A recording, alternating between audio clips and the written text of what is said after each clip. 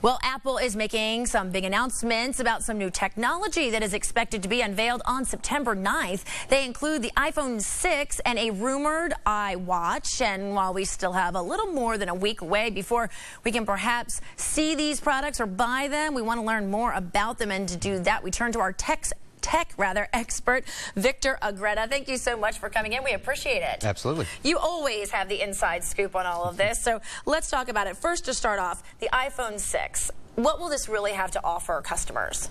One thing that the market seems to be demanding is a bigger screen. So we're going to see probably two different sizes, a 4.7 and a 5.5 inch screen. That brings it in line with a lot of Android devices. So that's mostly it. We are hearing that there might be mobile payment capabilities with NFC as well.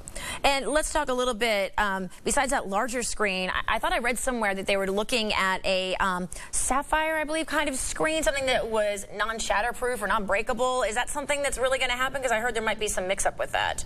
We believe that there could be a sapphire screen, and the sapphire screen not only is harder to break, but it's harder to scuff. Someone actually took a key to a sapphire screen and rubbed it against, and nothing happened. I should show them my screen. Yes. Definitely not a sapphire screen here. And what about the iWatch? I find that pretty intriguing. We had an image of what we think it will look like, but we don't really know, do we? This is one of the products that we know that there is something wearable, right?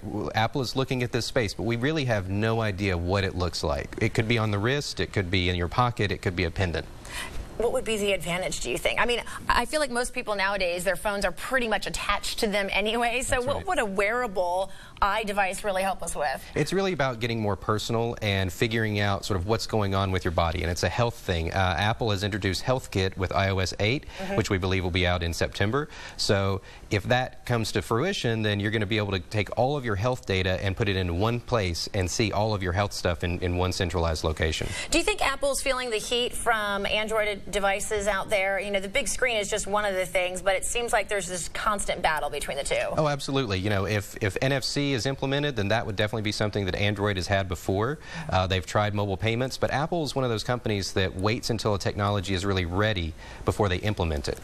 Any surprises you think that we're going to see on September 9th, is it, I believe? Yeah, well, you know, one thing I'm hearing is that the construction around this, where they're having the actual event, is pretty large. This is where they introduced the Macintosh several years ago, you know, 30 some years ago, and this is where they're going to be doing a really, really big event. So I think something in the home is going to be a possibility. I think you've just intrigued a lot of our viewers. All right. Victor, thank you so much for coming in. Always a pleasure to have you in the studio. Of course. All right, everyone. If you are interested in learning more about the new iPhone 6, by the way, you can go to our website, wate.com. You can find the original Apple announcement posted there for you.